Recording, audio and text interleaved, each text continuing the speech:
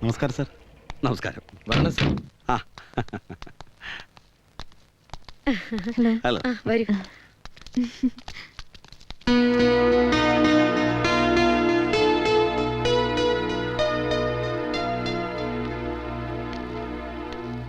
യോഗം തുടങ്ങുന്നതിന് മുമ്പ് ഒരു ചെറിയ കാര്യം. ഇവിടുന്ന് ഡൽഹിയിലേക്കും തിരിച്ചിങ്ങോട്ടുമുള്ള എൻ്റെ ഈ ഓട്ടപ്രദർശനത്തിനിടയിൽ പല കാര്യങ്ങളും ഒറ്റയ്ക്ക് ചെയ്തു തീർക്കാൻ കഴിയുന്നില്ല. അതിനാൽ എന്നെ സഹായിക്കാൻ ഒരു പേഴ്സണൽ സെക്രട്ടറിയെ ഞാൻ നിയോഗിച്ചിരിക്കുക, Mrs Sukanya Sreeharshan.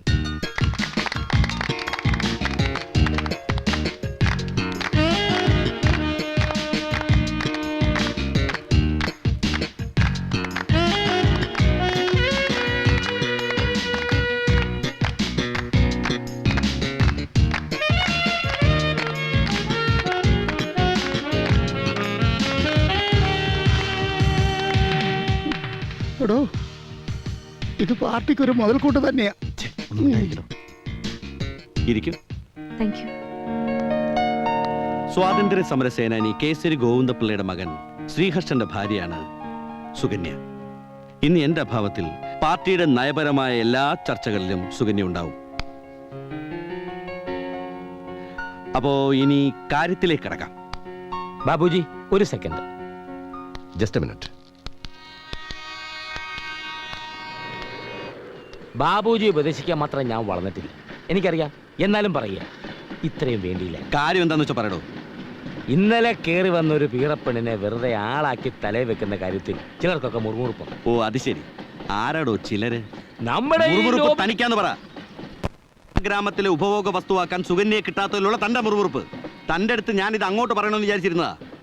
Marine ഡ്രൈവിന്റെ case ജയിപ്പിച്ചു തന്നതിന് തരകൻ വക്കീലിന് പാരിതോഷികമായി അവളെ താൻ കൊടുക്കാമെന്ന് പറഞ്ഞ് ഞാൻ അറിഞ്ഞു. അങ്ങനെ വല്ല വാഗ്ദാനവും ആർക്കെങ്കിലും കൊടുത്തിട്ടുണ്ടെങ്കിൽ അതിപ്പോഴേ അങ്ങ് പിൻവലിച്ചേക്കണം. ലീഡറുടെ പേഴ്സണൽ സെക്രട്ടറി പബ്ലിക് പ്രോപ്പർട്ടി ആയാൽ നാണക്കേട് എനിക്കാണോ? ഓ, ഇതിനും മാത്രം എന്ത് കൈവശം അവള് കുത്തി വെച്ചിരിക്കുന്നത്? എന്നാലും പറയുക, അവള് ചവിട്ടേറ്റ പാമ്പാ. എന്നായാലും തിരിച്ചു കൊത്തും, അത് മറക്കണ്ട. അങ്ങനൊരു മനസ്സവക്ക് ഉണ്ടായിരുന്നെങ്കിൽ ഞാനിവിടെ ജീവിച്ചിരിക്കില്ലായിരുന്നതോ? അതറിയോ തനിക്ക്? അബോധാവസ്ഥയിൽ കിടന്ന എന്നെ ഒരവൺസ് വിഷം കുത്തിവെച്ച് കൊല്ലാമായിരുന്നില്ല അവക്ക് ഇന്നലെ തന്നെ. അത് ചിലപ്പോ അതൊക്കെ പോട്ടെ. ആ മറൈൻ ഡ്രൈവിന്റെ കേസിന്റെ വിധിയുടെ പകർപ്പെടുക്കണം. 3 വശവും കായൽ സൗകര്യമുള്ള പ്ലോട്ടിന് കുറഞ്ഞത് 50 കോടിയെങ്കിലും മതിക്കുമെന്നാ പറയുന്നത്. വിധി അനുകൂലമെന്ന് കേട്ടപ്പോ അന്താരാഷ്ട്ര വ്യവസായ പ്രമുഖരിൽ പലരും എന്നെ വിളിക്കാൻ തുടങ്ങിയടോ. അയ്യോ, ആർക്കെങ്കിലും കയറി വാക്കൊന്നും കൊടുത്തേക്കരുത്. 1-2 പദ്ധതികൾ ഞാനും പ്ലാൻ ചെയ്ത് വെച്ചിട്ടുണ്ട്. പലർക്കും മോഹങ്ങളൊക്കെ ഉണ്ടാവും. കാട്ടിലെ തടി തേവരുടെ ആന, തനിക്ക് മോഹിക്കാം. പക്ഷേ പാർട്ടിക്ക് വേണ്ടി ത്യാഗം ചെയ്യാൻ തയ്യാറാകണം. സ്വാതന്ത്ര്യ സമര സേനാനി കേസരി ഗോവിന്ദപിള്ള എന്ന കള്ളപ്പേരിൽ ഒപ്പിച്ചെടുത്ത സ്ഥലം പാർട്ടിക്ക് വേണ്ടി വിട്ടുതരാൻ അങ്ങേര് പോലും തയ്യാറായില്ലേ? പട്ടിണി കിടന്ന് സായിപ്പിന്റെ ചവിട്ടുകൊണ്ട പാവങ്ങൾക്ക് എന്തിനാണോ മറൈൻ ഡ്രൈവിൽ സ്മാരകം? അവർക്ക് വല്ല വയനാട്ടിലോ കാസർഗോട്ടിലോ 1 ഏക്കർ സ്ഥലം പതിച്ചു കൊടുക്കണം. എന്നിട്ട് ഈ സ്ഥലം പാർട്ടി സെക്രട്ടറി ആയ എന്റെ പേര് രജിസ്റ്റർ ചെയ്യാൻ വേണ്ട ഏർപ്പാട് ചെയ്യണം. ബാബുജി, താൻ ഞെട്ടണ്ടോ? 50% ഷെയറും വാങ്ങി സ്വകാര്യ ചാനലിന്റെ പാർട്ണർഷിപ്പിൽ ഞാൻ ഒപ്പുവെച്ചതേ രാഷ്ട്രീയത്തിൽ എനിക്കു മാത്രമായ ഒരു സാമ്രാജ്യം കെട്ടിപ്പടുക്കാനാ. വേണമെങ്കിൽ ആ തണലിൽ തനിക്കൊന്ന് വിലസാം. പക്ഷെ ഈ സ്ഥലം ചാനലിന് വിട്ടുകൊടുക്കാനാ എന്റെ തീരുമാനം. ഇത് ചതിയായിപ്പോയി ബാബുജി. ഞാൻ ബാബുജിയുടെ ഒപ്പം മാത്രമേ നിന്നിട്ടുള്ളൂ. റിട്ടയർ ചെയ്യാൻ നേരത്ത് പാർട്ടി സ്വാധീനം കൊണ്ട് താൻ നേടിയെടുത്ത IPSുമായി എന്റെ തണലിൽ വല്ലാതങ്ങ് വിലസി. ആവശ്യത്തിനും അനാവശ്യത്തിനും നടത്തിയ വെടിവെപ്പിന്റെയും കൊലപാതകത്തിന്റെയും രഹസ്യങ്ങൾ അടങ്ങുന്ന ബ്ലാക്ക് ബോക്സ് ഇപ്പോഴും ഞാൻ വെച്ച് പൂട്ടിയിട്ടുണ്ട്. മരിച്ചവന്റെ ഏതെങ്കിലും ഒരു ബന്ധു അതും പൊക്കിക്കൊണ്ട് ഹൈക്കോടതി വന്നാൽ ആ ബ്ലാക്ക് ബോക്സ് ഞാൻ അങ്ങ് തുറക്കും. പിന്നെ തന്റെ കഴുത്തിൽ എപ്പ കയറ് വീണെന്ന് ചോദിച്ചാ മതി.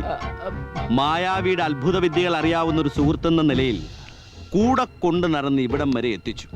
അധികം മുന്നോട്ട് നയിച്ചാൽ അത് എന്റെ തലയ്ക്ക് മുകളിൽ തൂങ്ങിക്കിടക്കുന്ന വാളാണെന്നും എനിക്കറിയാവടോ. ഇനി എന്തെങ്കിലും പറയാനുണ്ടോ? ഇല്ലല്ലോ.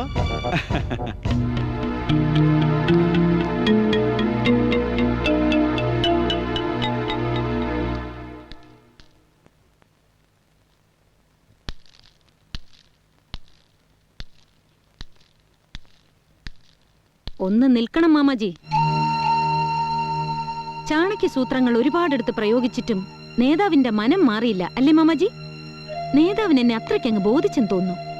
തന്ത്രപരമായി കരുക്കൾ നീക്കി എന്നെ ഈ ദുരന്തത്തിലേക്ക് തള്ളിവിട്ട് രസിച്ചപ്പോ ഇങ്ങനൊരു പുലിവാല് പിടികൂടുമെന്ന് കരുതി കാണില്ലല്ലേ? നിന്റെ തൊലിവെളുപ്പ് കണ്ട് അവനെടുത്ത് കഷത്തി വെച്ച് മറ്റിടത്തെ സെക്രട്ടറി ആക്കിയെന്ന് കരുതി നീ അധികം കിടന്ന് കളിക്കണ്ട. വേഷം കെട്ടി മുഴിപ്പിച്ച് നിൽക്കാതെ ആ വൈദ്യുത മന്ത്രിയെ താങ്ങിപ്പിടിച്ച് കാറിക്കയറ്റി ഗസ്റ്റ് ഹൗസിൽ കൊണ്ടുപോയി കിടത്തടി. എന്നിട്ട് നേരം വെളുക്കുന്നത് വരെ അവന്റെ കറണ്ട് കട്ടാകാതെ നോക്ക്. ഓഹോ, അതിന് ഞാൻ തന്നെ വേണോ? നീ തന്നെ വേണം. എന്നെ അനുസരിപ്പിക്കാൻ താൻ ആരാടോ? അഖിലേന്ത്യാ സെക്രട്ടറിയുടെ വാലും നക്കി നടക്കുന്ന ഒരു ഇത്തിൾ കണ്ണി. പഴയ പോലീസ് പ്രതാപത്തിന്റെ കുര എന്റെ മുന്നിൽ വേണ്ട. ബ്യൂറോക്രസിയുടെ ചരട് വലിക്കാൻ രാഷ്ട്രീയ യജമാനന്മാർക്ക് പെണ്ണുകൂട്ടിക്കൊടുത്ത ശീലം മാത്രമേ തനിക്കുള്ളൂ. വൈദ്യുതി മന്ത്രിയുടെ കാര്യം അവിടെ നിൽക്കട്ടെ. തന്റെ ആഭ്യന്തരമന്ത്രിക്ക് കള്ളു തലയ്ക്ക് പിടിച്ചപ്പോ മോഹം തോന്നി തുടങ്ങി. അതിനയാൾ ആരെ തെരഞ്ഞെടുത്തെന്ന് തനിക്കറിയണോ? കേരള സ്ത്രീകളുടെ കണ്ണീരൊപ്പാൻ പാർട്ടി നിയോഗിച്ച വനിതാ കമ്മീഷൻ മെമ്പർ. അവരുടെ കിടപ്പറയിൽ ആഭ്യന്തരമന്ത്രി രാജ്യത്തിന്റെ ക്രമസമാധാനം സംരക്ഷിച്ചുകൊണ്ടിരിക്കുക. അതിന് പുറത്തൊരാൾ ലാത്തിയും പിടിച്ച് കാവൽ നിൽപ്പുണ്ട്. അവരുടെ ഭർത്താവ്, ഹൈക്കോടതിയിലെ ഗർജിക്കുന്ന സിംഹം എന്ന് നിങ്ങൾ വിശേഷിപ്പിക്കുന്ന അഡ്വക്കേറ്റ് മാത്യു തരകൻ.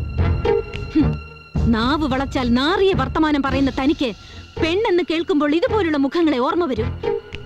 പെണ്ണെന്ന വാക്കിന് താൻ കാണാത്ത വേറെ അർത്ഥങ്ങളുണ്ട്. വിശന്ന് വയറൊട്ടുമ്പോഴും മുണ്ട് മുറുക്കി ഉടുത്തവൾ മാനം കാക്കും. ആ മുണ്ട് വലിച്ചഴിക്കാൻ ചെന്നാൽ ആ കൈ അവൾ വെട്ടും.